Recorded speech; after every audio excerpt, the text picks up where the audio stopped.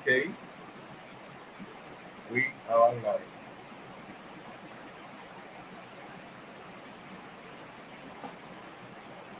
We are live, people.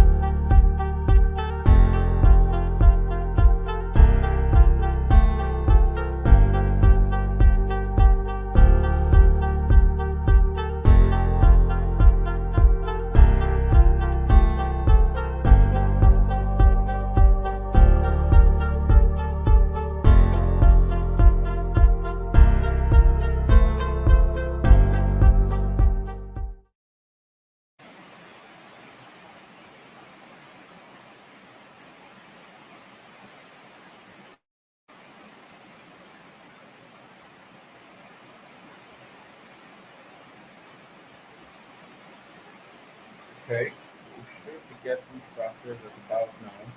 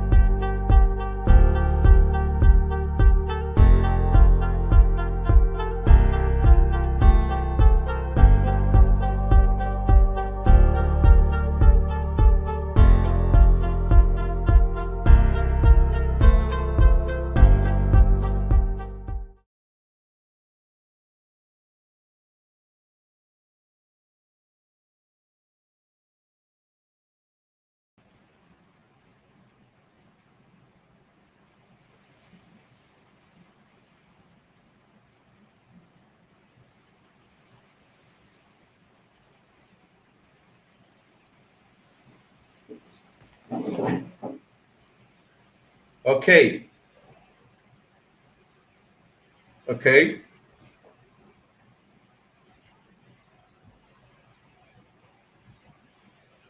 So we are live starting now. Okay. So first of all, I want to give an overview of everything we're going to be covering today. Um, okay. I'm going to avoid as much excessive technicalities for today's section so as to make sure that everybody follows along because from the community, we have quite a number of persons who are still very new to robotics. Yes, we do have a few who are advancing it, and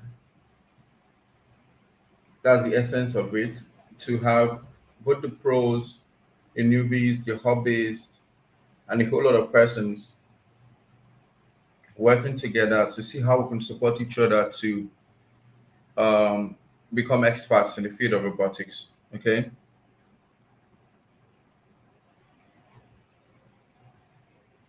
so the first thing first is what is robotics? What is robotics? What is robotics? I did a series the last time, but you could feel free to go and check it up. Feel free to go check it up. But I did a series the last time where we spoke about robotics, Robot 101. For those of us who were active during that series, you can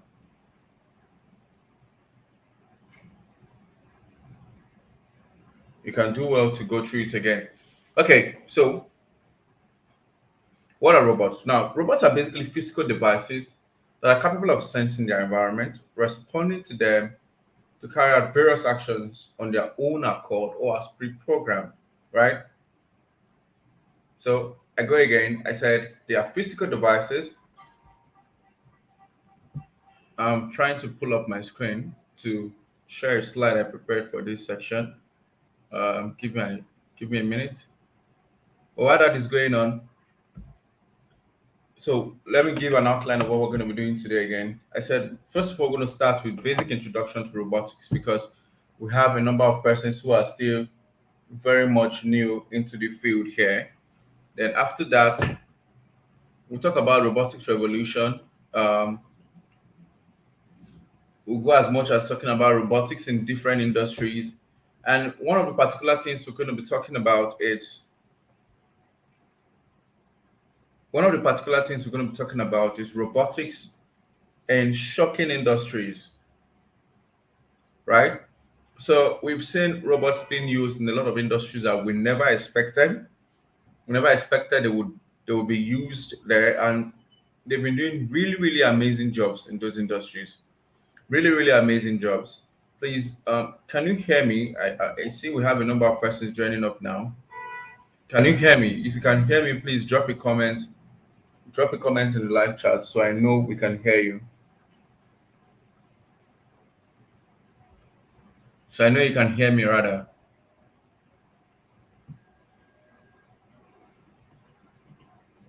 So can you hear me?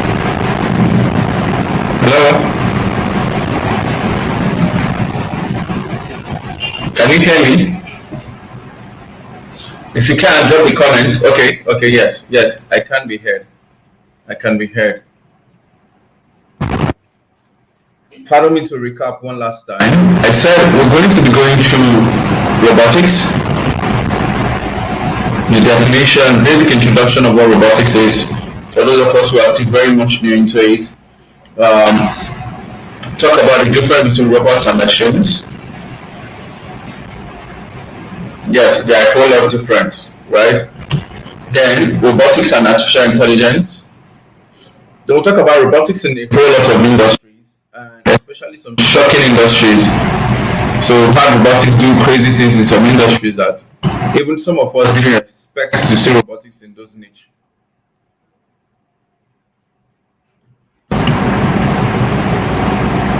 Then, for the community, a whole lot of persons are from Nigeria. A lot of us here are based in Nigeria. So there's a particular section we're going to be having, which I would love to be very interactive. That section would cover the three biggest problems faced in Nigeria when it comes to robotics. The three biggest problems young people face in Nigeria when it comes to robotics and how to tackle those problems, right? The three biggest problems young people face in Nigeria when we talk about robotics and how to tackle those problems. So, let's dive in.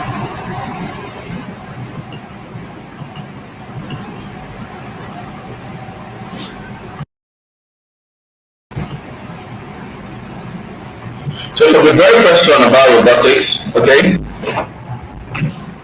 For the very first one about robotics.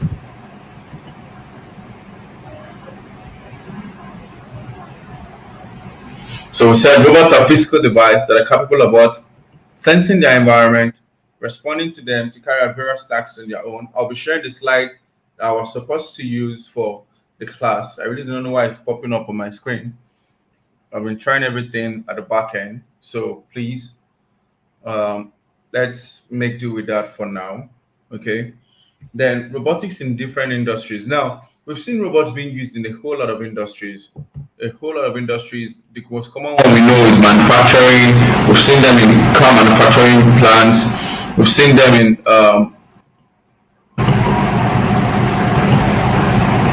agriculture.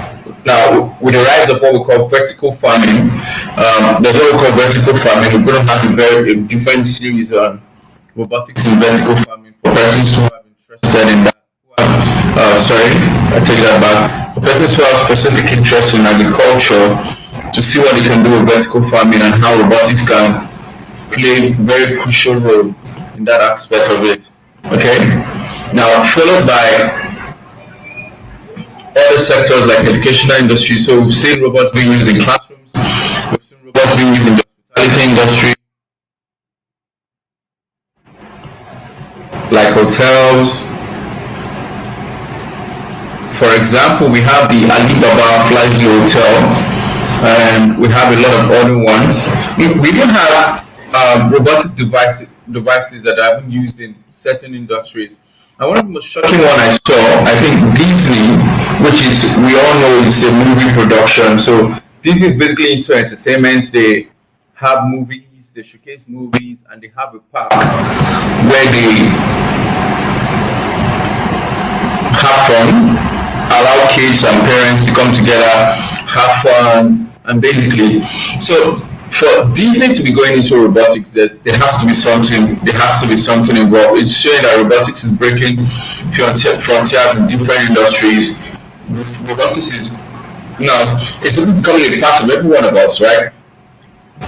We have robots for homes and everyday use. We have robots for hospitals, and so the reason for all of this is why are we so particular about Disney? Disney is using robots. What is our business with it? Why should we be concerned with Disney and robotics? Why should we be concerned if a hospital is using robotics? Why should we be concerned if a hotel chooses to use robotics? Why should we be concerned if a restaurant chooses to use robotics? It is because it creates a tremendous opportunity for us, right? Now, the future belongs to those who are quick to adapt to change. Now, for those of us who did biology or basic science, we were taught that one of the characteristics of living things, one of the basic characteristics of living things is adaptability, right? How we adapt to things, how we adapt to changes in our environment. And the truth is, the workforce is changing. The workforce is drastically changing, especially since the issue of the COVID. Now, since we have the COVID pandemic, the workforce has been changing. A lot of companies have been shifting. Okay, as of 2017, Amazon acquired a company that was into robotics, and currently they have over, as of last time I checked, they have way over 500,000 robots. Way over that. Now, as much as it's first to say, those robots are taking some person's job, but also enhancing some other people's jobs, and also creating a lot of opportunities. Now, why are we saying this?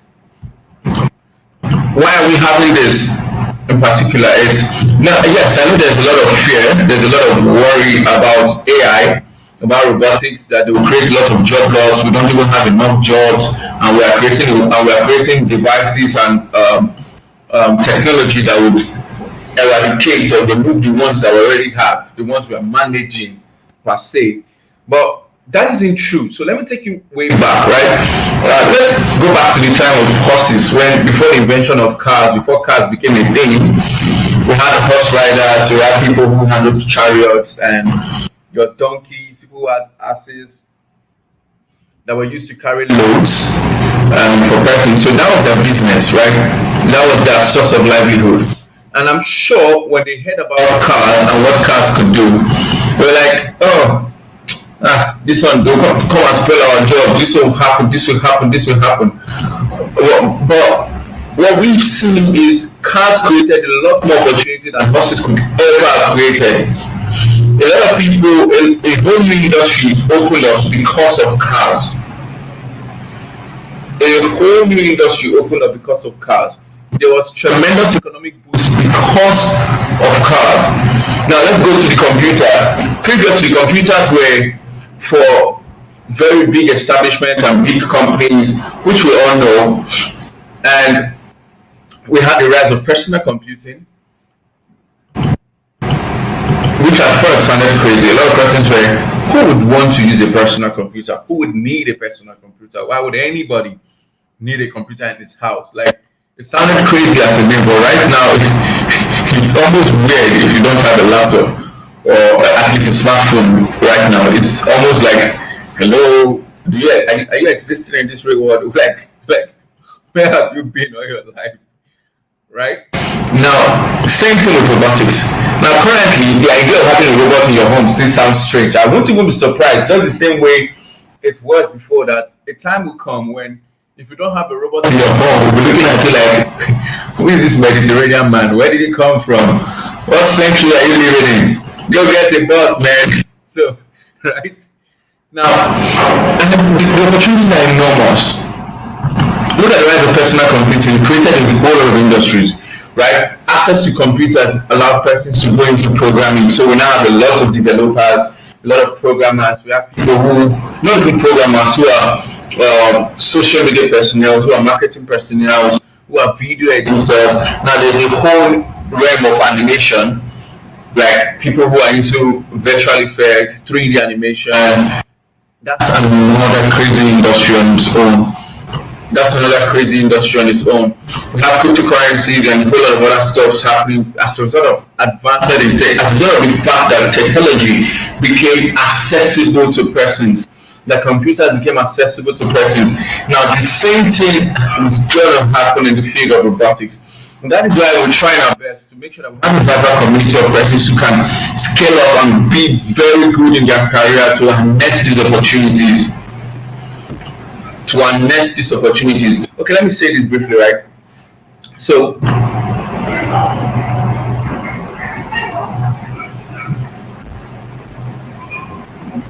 let me say this briefly. I mean, it's a well-known fact for persons who drive within us, who you have cars. It's a well-known fact that for Mercedes-Benz, if you have an electrical issue, you're going to be in serious mess, because we have limited, like very limited skilled electrical personnel who are handling those kind of vehicles. Now let's think about it. With the rise of electric cars, with the rise of Tesla and a whole lot of other smart vehicles, now we have different countries putting a date to the end of to the end of production of fossil fuel vehicles. Now, with all of this, it only tells us that it's a matter of time and all cars will be electric. And the way electric vehicles function and these smart vehicles function is totally different from what we have now. So it's common sense, simple logic that the mechanic of today, or the persons who are the mechanics today, unless they have skill, unless they get the technical skill of how these things work, they would not be able to function tomorrow. The same thing with every industry. So, okay, for those of us, everybody who is in this niche, for those of us who haven't heard of ChatGPT, right? ChatGPT 3, and of recent they've released the GPT 4, right? I had a section some time ago where I spoke about how artificial intelligence will disrupt copywriters. That should be, I think that should be over a year or two ago, right? So I had a series on how AI will disrupt persons who are in the digital marketing space, who are content creators and all of this, right? And that was way before ChatGPT was released to the market, but I had access to some platforms and I've seen and I saw the trends of artificial intelligence. And we're already seeing it happening. So you could create, you could venture out as a social media person now, use ChatGPT to help create content. Then you just have to edit this content, process this content to sell your thing. Now you could even now it's amazing. It's amazing what they are doing, those what AI is doing in that particular field. But the whole section is going to talk about AI. I'm just trying to show you the opportunities and the massive shift that is happening. The massive shift that is happening within the robotics and artificial intelligence industry. And this is telling us that way. There's a lot happening right now. There's a whole lot happening right now. There's a whole lot happening right now.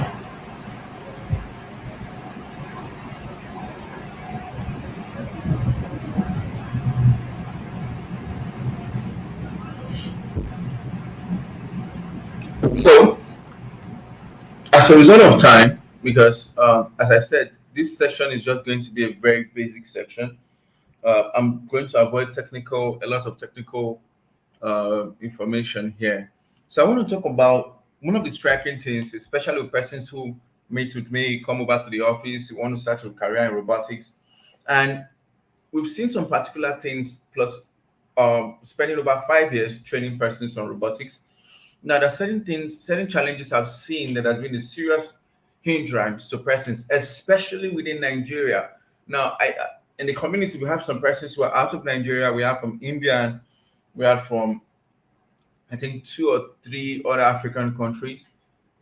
Currently, we have one from the US. Yes, so so this applies to persons within Nigeria specifically, and I think okay, so three main things. Number one is access to materials. So now the thing about robotics is you need hardware to function. So let's say I want to create okay, the one we used for our last training for those of us who were present in the last training. So let's say I want to build a bot. Let's say I want to build a bot that I can use for surveillance, for security surveillance. So it's late. Okay, for example, this is already this is 8:30 over here in Nigeria. So let's say I want a bot that whenever someone comes to the house at late hours, um, I would have my robot go survey, take a survey of the place, let me know if it's safe or something, or just constantly check my yard and just keep me safe at night basically.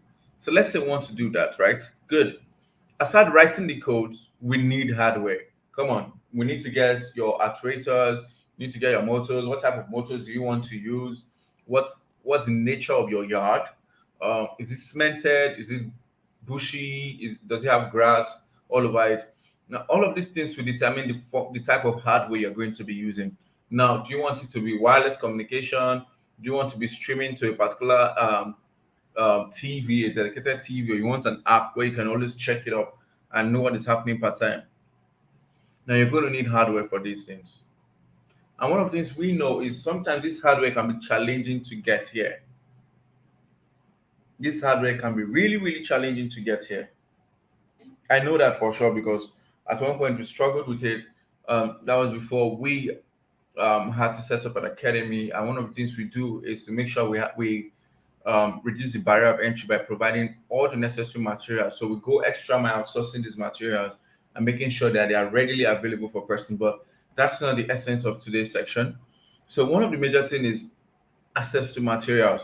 Now, and this is the serious barrier to entry because unlike persons who want to go into full stack developers, who want to be animators, who want to be video editors, who want to be uh, as many are there. Let's say cybersecurity personnel. Yeah. Okay. Now for all you majorly need is just have your computer, have a laptop. You just have your software. You run everything you need to run, your code, and do all of that. Okay. That is basically what you need. But when it comes to robotics, it's different. After writing the code, your code has to work. You have to bring it to life, right? And okay, someone will say, but you could simulate it. Yes, we have simulation softwares, which is an amazing solution, which I'm going to go into, right? Okay, you could simulate it, right? However, when if you had watched this previous series, I would encourage you to go check it up. I would encourage you to go check it up later. If you had watched the previous series we did on robotics 101, getting started with robotics, we spoke about the different type of robot environment. We have your simulated environment, you have your real world environment, right? Okay. And and we have a lab environment. Sorry, those are the three types of environment. And you see, and we've seen over time that because we live in a kind of world which is constantly changing.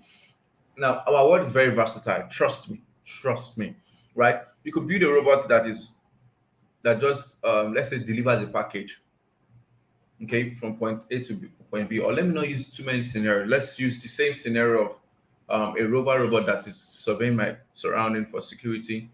But let's say we have that. Let's say we built that robot, right? And I just wrote the codes that I have this motor, you should work with this motor, and a whole lot of other things, right? Okay, have my battery by the side. I have, and I connected, I'm using my simulation, I connected a 9-volt battery or a 12-volt battery, and I'm using Wi Fi setup to communicate. Plus, I have a video, I have a camera module that is transmitting live feed for me, and all of these things that are happening, and all of these things that are happening. Now, I could simulate it. We have some amazing softwares that will allow you to do really, really wonderful things, really crazy works, right? So I could simulate it. However, when you bring it to the real world, we often observe that we have different scenarios, different occurrences that we did not plan for. Okay. For example, they do plan for the temperature. What if it was really cold out there? What if it was raining? So you know, okay, it's raining. I have to build it in a way where it can withstand all weathers. Okay, or do I want it to just be when it's dry outside? Okay, what happens if my robot is outside and it starts raining? So you have to put a lot of things into consideration. You have to put a lot of things into consideration, a whole lot of other things into consideration, right? Okay. Now, all of these things, as you see, by the time your robot comes to the real world, it's you now start making different decisions that you didn't make when it was just a simulation. You start seeing things like talk. Okay, when you run your robot in your simulation software, it was working very well, it was moving, doing a lot of things, but okay, you brought it now and you didn't pay attention to the torque, you didn't pay attention to the torque of the motor, the power of the motor, and you observe that it's slow, or you didn't even pay attention to the batteries, your power. You realize that okay, you are using the power you're using is way lower than what you should use, way lower than what you should use, and at the end of the day, these things are having serious effects on your robot.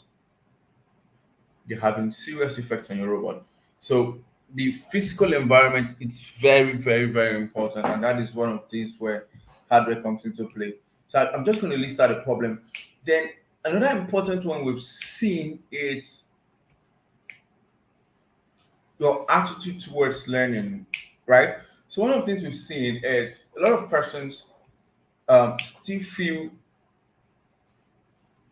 unfit for robotics.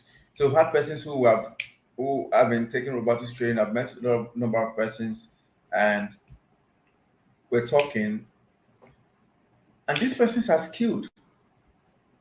They can do certain things, but they don't do it. Why? Because they still feel unfit. They still feel inadequate, right? They feel they've not known everything they need to know 100%. They still feel they've not known 100% everything. They still feel, in fact, there are persons that feel as long as I'm going to Google something, I don't know it. No, no, no, no, no. Now, so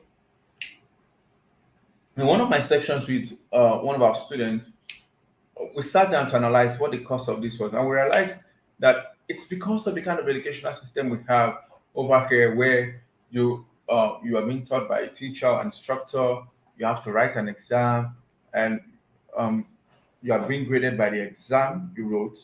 Okay, at the end of the day, over to the next step. You don't even remember what you did, but your success or how much you know a subject is based on how well you passed or how well you could remember um, everything without help, without any assistance, without any assistance, right? Which isn't entirely so when it comes to robotics industry. In fact, when it comes to tech in general, whether you are going into web or any other stuff, whether you're going into web or any other stuff. Okay, someone is just joining us, Mr. Henry. Welcome aboard.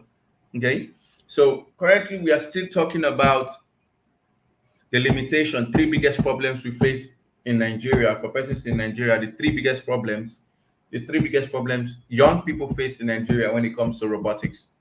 The three biggest problems young people face in Nigeria when it comes to robotics. So that is where we are currently. Now we've spoken about access to materials. We've spoken about access to materials. We're going to go over the solutions again. Now, currently, we're talking about your approach to learning robotics. Your approach to learning robotics, and even after you've learned, your approach. So, as I said, I was saying earlier before I had to come back, was a lot of persons still feeling adequate. They feel as long as I'm going to Google to check something, I don't know it. Well, I'm not qualified to be a robotics personnel. I'm not qualified to stand as a professional, or I'm not qualified to stand as an intermediate. In fact, I've met a lot of persons who believe as long as I still Google, I'm still a beginner. Because if I'm not a beginner, if I'm intermediate, at least I will not be Googling. I'll just, if I need anything, everything is just in my head. Hello. It doesn't work that way. Because there's a whole lot of things to know. There's a whole lot of things to know, and a whole lot of research popping up every day. The advancements happening every day, right? And even the best of developers, they still learn. Even the best of developers still use Google. In fact, there are companies. So I was speaking with some persons who work with international organizations, and there are companies that even frown at you for not even Googling, for not using Google, for not making research on projects. There are some certain companies that would frown at you for not doing that, for not talking to peers, for not finding out, okay, what is happening. Now, and this is in contrast with the way our educational system is, where if you are taught you're supposed to work alone when you're writing your exams, you're supposed to just sit down, face your paper, be serious, read at home, come, face your paper, write that exam, pass, don't ask anybody. If anybody tells you anything in the hall, you are out of the hall. You are cheating. So, and going through school, imagine spending how many years in our educational system with the idea that you have to do it yourself. You have to do it yourself to be good, to be the professional that you are, right? Then you're coming into tech and you want to carry that same mindset. Hello, it's not going to work that way. It's not going to work that way. It's not going to work that way. Can you hear me? Do I have persons? Can you hear me, please? Can you hear me? Am I audible enough to everybody on the audience? Hello, am I audible enough?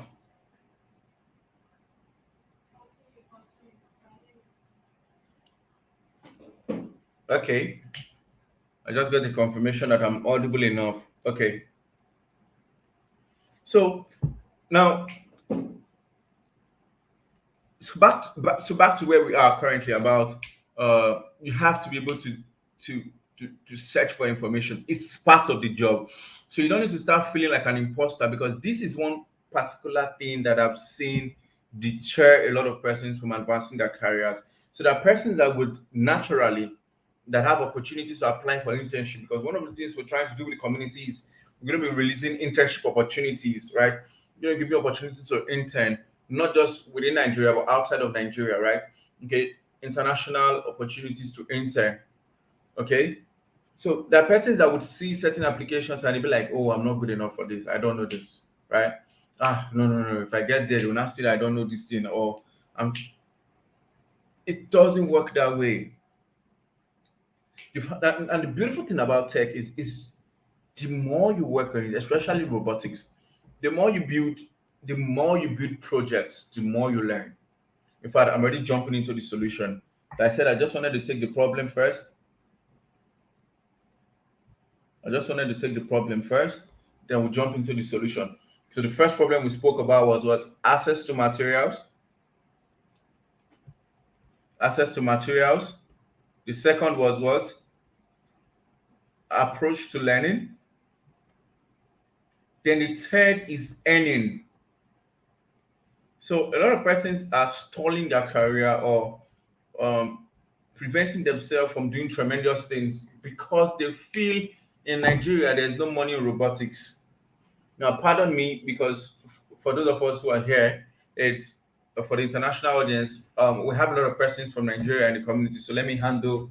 So, so let's work on that. So we have a feeling, especially in other, and this relates to other African countries too, that okay, there's no serious opportunity. You have to travel out first. You have to cannot do robotics in Nigeria and make money. That's false. That's hello.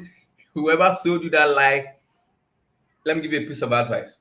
Go back to that shop, return the lie, and collect your change. Collect your change. In fact, not change, collect your whole money back because that's a lie. The opportunities, right? The opportunities that work opportunities, even remote opportunities. But hey, don't I have to be present? It's hardware. Now, the which is gonna I'm gonna be talking about when I'm talking about the solutions, right? I'm gonna go over there. But the opportunities. In fact, let me start talking on the solutions so that we can jump because I'm seeing we really do not have sufficient time anymore. So what's the solution to the first one of materials? Okay.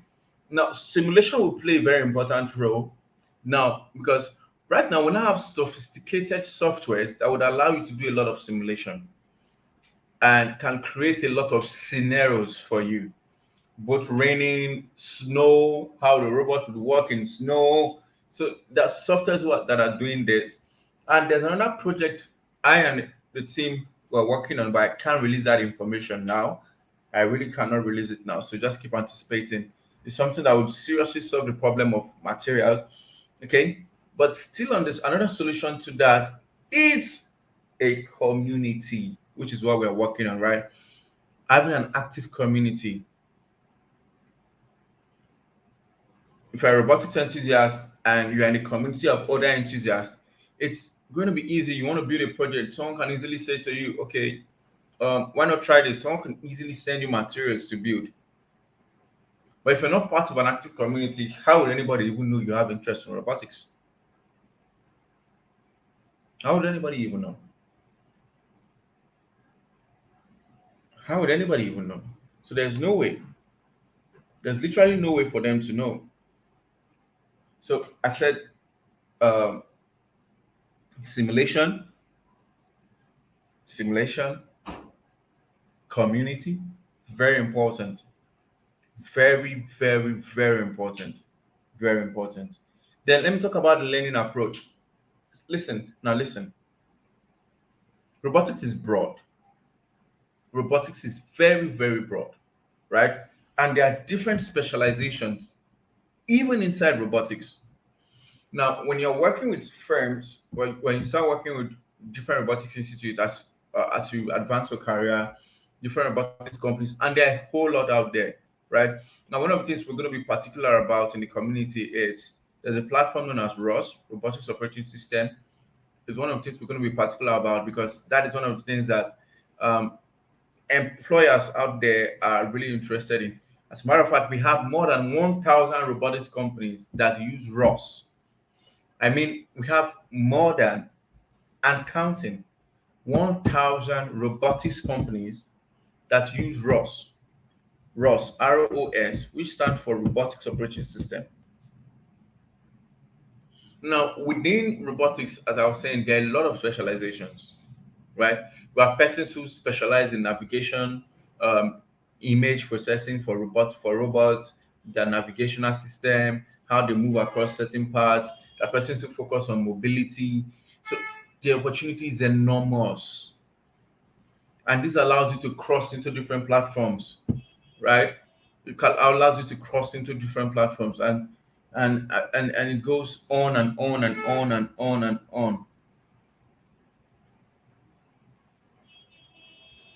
Now, so one piece of advice I give to persons, especially um, who are not really new, but at least they've had some experience building some projects, is now, since robotics is broad and you are really limited on materials. Okay, so let me explain what I mean by broad. So, like among our team right now, we have different sectors. So we have persons who they are in charge of all the power system. When we're building, we have persons who are in charge of power. Every project we want to build, every device we want to launch, we have a special unit that handles the power for it. They plan, okay, how do we want this project to be powered? What kind of power source do we want to use?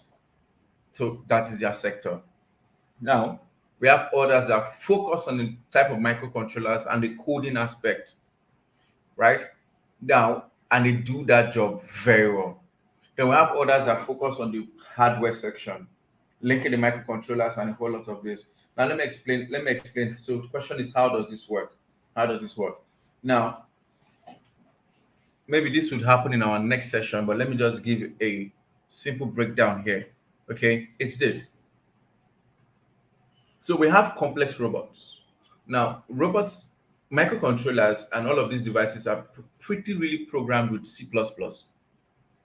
Some you can use C, C++, or Python. So this is what we do for robots, for complex robots. Is we have a system that holds the complex code, the complex things, the artificial intelligence, the numerous jobs that needs to be done. We run it in a bigger computer. When I mean big, I'm not really talking about in terms of size. I'm talking about in terms of capabilities. Now, okay, because these are certain things that your microcontrollers cannot take. Your microcontrollers cannot really take some of all these tasks. So, for those of you who, let me just do a quick recap on these two. Now, microcontrollers are different from microprocessors. Please take note, right? Now, microcontrollers have limited capabilities. They have limited capabilities. They have limited processes that can run, limited threads that can run per time, which is different from what from microprocessors and your single board computers, right? They're different. So what we do is we run bulk of the complex stuff on more advanced systems, right? So they can be hosted on the computer, on the cloud, can be hosted on SBC, single board computers like the Raspberry Pi and a whole lot of that, right? So one of the things you could do if you do not have access to hardware right now is to focus on those aspects of robotics. Focus on those aspects of robotics. Focus on the aspects um, of just basically coding your AI, working with different AIs, integrating them to different, especially when you're working with ROS and you have to connect different nodes. You could learn all of that, right? And okay, now one of the beautiful thing about ROS is ROS even has a unique simulation system attached to it. You can connect ROS to Gazebo, Weebot. These are different softwares out there. But um, more theories. I really do not want to use much technical terms today. I want to make it as beginner friendly as possible. Okay.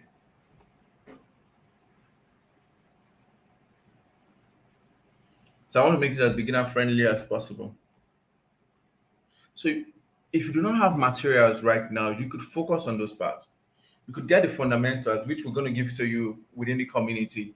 Then you start working, you start learning on those parts that do not require physical hardware, at the moment, right? And brushing up your simulation and a whole lot of other things. So that is one way to keep your head, to keep yourself to keep building rather than just sitting back and saying, I don't have materials, I want to build this thing, there's no material, and just laying back and limiting what you can do and what you can achieve. So you could focus on those aspects that do not require those materials currently.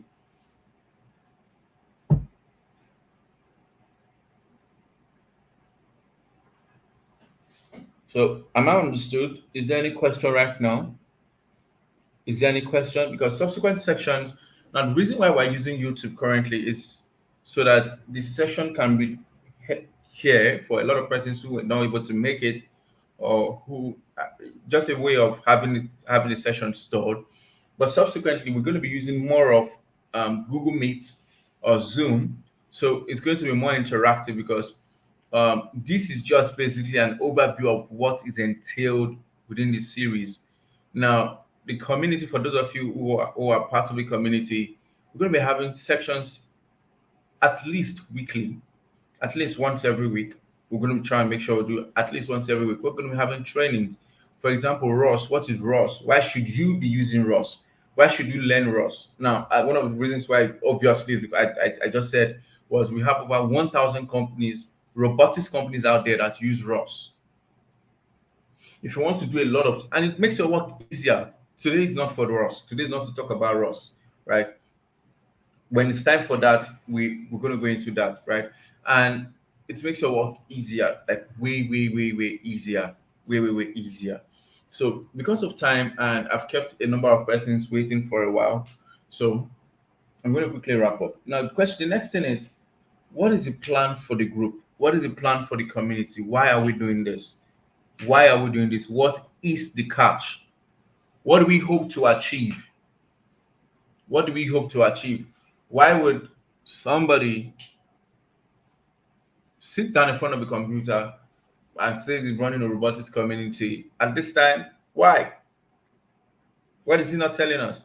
Now, the truth is this.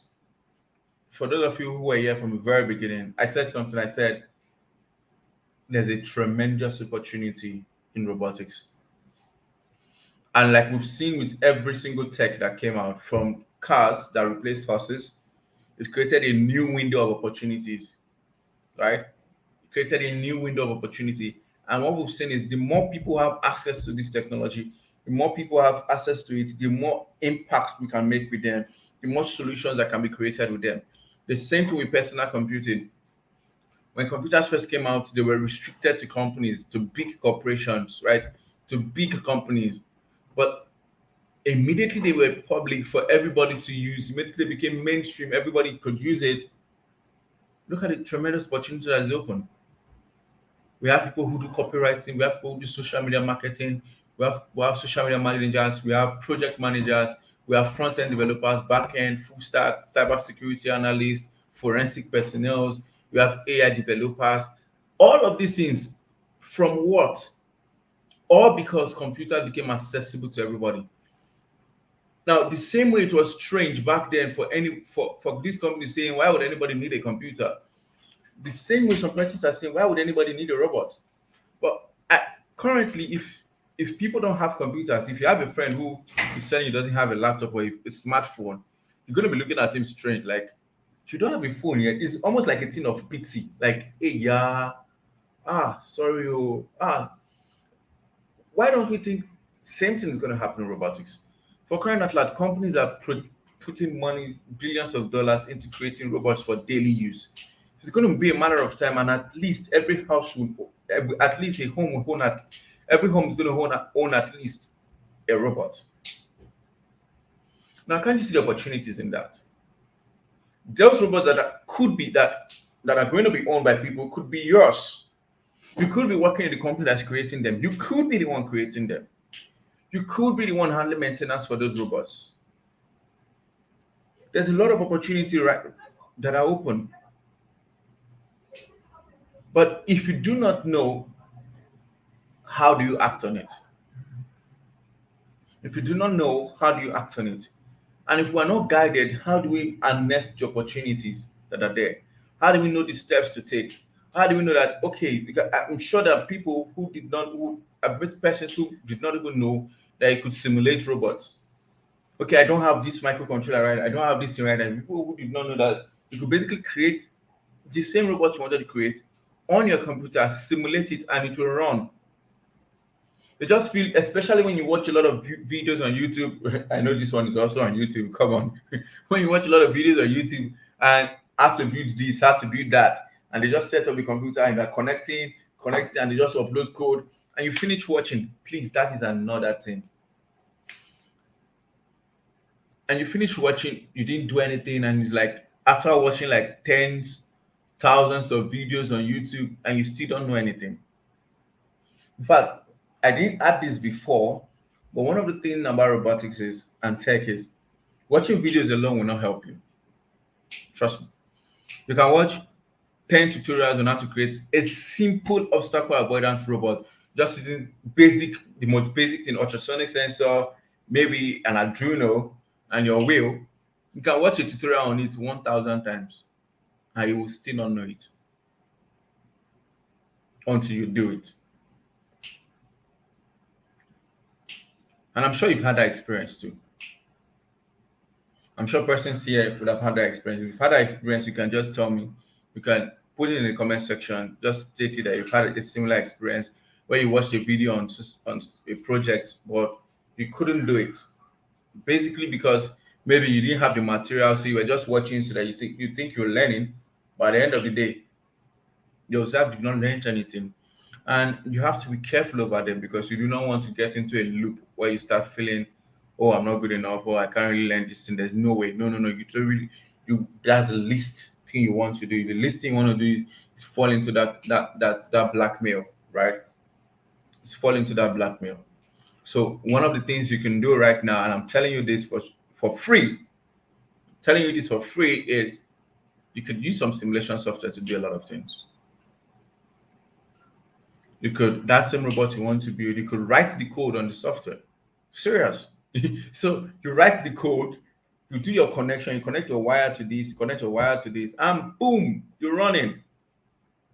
You can do that. Yes, you can. You can do that too.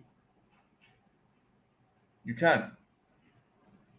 So that's the essence. Now we're going to be having more section where we want to talk about ROS, we want to talk about BCI, brain computer interface, we want to have live demonstration. Okay, for example, for those of us who are not new to the channel, when we did Robots 101, we did robotics, right? The basic makeup of robots from your actuators to your microcontrollers. We're going to be repeating that particular one. And this time I'm going to be having on stage here, we're going to be tearing down a mini robot. We're going to be tearing it down and building something up from scratch, right? We're going to be having a lot of these sections. And as we're going to be doing that, because some persons do not have hardware, we're going to be running it on simulation and real and live connections too, so that you don't feel left behind. You don't feel left behind. So these are the plans for the group. We're going to be bringing up other professionals to like myself to talk to us, and a lot of other opportunities. So please keep your eyes on the lookout. We're going to be dropping opportunities for internship. Currently, there are some opportunities available in Lagos for internship for those of us who are there, right? Okay, there's some opportunities. So more information on that will be out. So that's basically the essence of what we're doing. The truth is, we just have to help ourselves. We just have to help one another to achieve what we need to achieve. The industry is ripe. The industry is amazing. In the next how many years, when Tesla is flooding Nigeria, or any electric brand or smart driving self-driving vehicle is flooding the country, who do you think is going to be handling the maintenance? The same mechanic who cannot even handle electric issues, especially like for complex cars like Benz. They look so complex. Are they the ones that now want to be handling that? No, it's you. It's you. Let's say we have drone delivery services right now. We want to launch a drone delivery service. Who are the persons to handle them if not you? It's you. So if you don't know it, how would you be in the opportunity to do those things? Okay then. Thank you very much. I really do not want to keep us beyond time. If there's any question right now, please feel free to ask any question containing something I've said or a particular challenge you've had that I didn't touch because I just dwelt on three today. Particular challenge you've had that I really did not touch. Please feel free to drop a question in the comment section so that we could take it before we wrap up. We just have a few minutes to the end of this section. Any question? Can you hear me? Any question?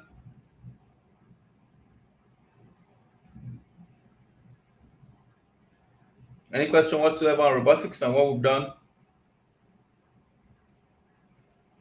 Or some challenges you've been having in the field? Some challenges you've been having.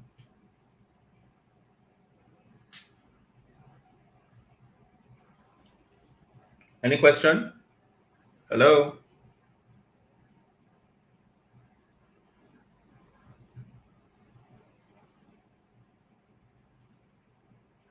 Okay. I guess we're good. So the slide for that was supposed to be uploaded to the screen for today, I'm going to be dropping it in the group, right? I'm going to be dropping it in the group. So there's a live community for that. I'm going to be dropping it in the group. I'm going to be dropping it in the group. So thank you very much. Thank you very, very much, everybody, for coming out today. Thank you very much. Shout out to every one of you. Please, for those of us who are live, you could just simply put down your name so I could acknowledge you. Thank you very, very much. In a couple of minutes, we should be out. I just want to know if there's any question. And please, pardon me that we're using YouTube today. Next time, we're going to be using, as I said earlier, Google Meet so that we could be more interactive. It could be more interactive. We could see ourselves. We could talk. We could use the microphone because I really do not like having sections where I have to be the only one talking all through. Okay. Abubakar Mohammed, thank you very much. Thank you very much. Is there any question? I can see you. Henry Obi. Okay, someone is asking, how can I stop procrastinating? How can I stop procrastinating when it comes to robotics? That's a very, very fine question. Now, before you start thinking about procrastinating, the question you have to ask yourself is, why are you procrastinating? What is making you procrastinate? Okay, what is making you procrastinate? What is making you procrastinate? Could it be because you do not have the materials? Could it be because you feel you don't know that thing enough? Now, perfect. Let me talk about something that I've seen too. I love that question. This is another reason why I've seen developers procrastinate. So I want to build a project right now, and there's a particular skill, there's a particular knowledge I need to get. So let's say I want to build a robot, and I'm going to be needing, let's say, should I talk related to hardware or software now? Okay, let me say I've been working with different microcontrollers like my Arduino, Raspberry Pi, processors, and a lot of things. Just run simple project, and I want to take it higher. So I'm just giving a case study, and I'm hearing ROS. People are saying use ROS, use ROS. ROS is very good. You can use ROS to do this. And I want to just there's a project on ground I'm already building. So another thing we've seen is because when you do a quick Google search and you just see ROS and you see 1 million of videos, you go on YouTube, you see 1 billion videos on ROS. And it's like, where do I start from? So most of the time, one of the things that I have seen is one of the things I have seen work is in those cases where you are building a project and there's a particular knowledge you need to get, learn what you need, learn enough for that project. Finish the project, learn enough for that project. Don't feel lost that you have to go learn everything first before you come back. So one of the cycles, so this is the cycle that happens. I'm building a project and I have to learn maybe I want to integrate navigation into it, right? And I have to learn about navigation. So what I need is navigation. Oh. I have to learn about navigation, how to embed navigation or maybe image processing into my robot. That's all I need. So, but because this stuff I need is within ROS, Instead of me to just learn how to do this thing and move on or come back to it later just to complete the project, I'll pause the whole project, then start learning Rust from scratch, learn everything I need to learn in Rust, both the ones related to the project, the ones I'm not going to be needing now, what I'm going to be needing in the next 10 years, right? And what you see is you've done that, and okay, you come back, maybe like what was supposed to take you a month, you spent like 3 months. By the time you're back, you meet something else you need to learn. You need another concept you need to work with. You drop the whole project again. And before you know, you spent long time and you've started losing the motivation you've had for the project. You started losing the motivation you had for the project. It's one of the things we've seen. It's one of the things we've seen, especially with students and persons we've had conversation with, that has been a very serious problem. Then another thing is, which is part of the two things we spoke, the three things we spoke earlier, was materials. So a lot of times we keep procrastinate when we don't have materials. So the idea is, okay, when I buy this thing, maybe I need a Raspberry Pi. I don't have a Raspberry Pi now. When I buy a Raspberry Pi, I'll do the project. When I buy a Raspberry Pi, I'll do the project. And you keep procrastinating Raspberry Pi, maybe because of, let's say, funds are not available at that moment, or some certain things could be happening. But no, just get on it. Just build what you need to build. Just run the code, understand the code, simulate your program, simulate your robot. Let it be working virtually. Let it be working virtually. You will discover that the robot working virtually will give you the drive and push to bring it to reality. Will give you the drive and push to bring it to reality. So let's say you want to work on the example we've been using ever since, let's say a surveillance robot, and you've been stuck, no materials, but you're able to simulate. But rather than taking the approach of waiting for when I buy the materials, you just go to your simulation softwares. As I said, there are a lot of them, which we're going to be talking about in the community more often. You have Webot, Webot. If you are working with Ross, you have Gazebo. There are a whole lot more, right? So rather than just waiting for when I buy a Raspberry Pi, maybe I will buy a camera module, or what do we call it, a LiDAR. You could just simulate that same robot. Now, the idea that is working, you put obstacle, you change the environment, you make it rough, because some of these softwares are not that versatile. You make it very rough. You make it very rough, and you see your robot working. It would give you motivation. It will give you the energy to keep pushing, to just quickly, if it was fun, now that you know it's working, it will just give you the drive to just bring it to life so you can see your own robot working. That is one way to solve that problem. That is one way to solve that problem, right? So I don't know if I answered the question, or the answer was good enough for you. Is there any other question on that? So this is to Abba engineer. Was the answer good enough, or are there more questions you want to add to that?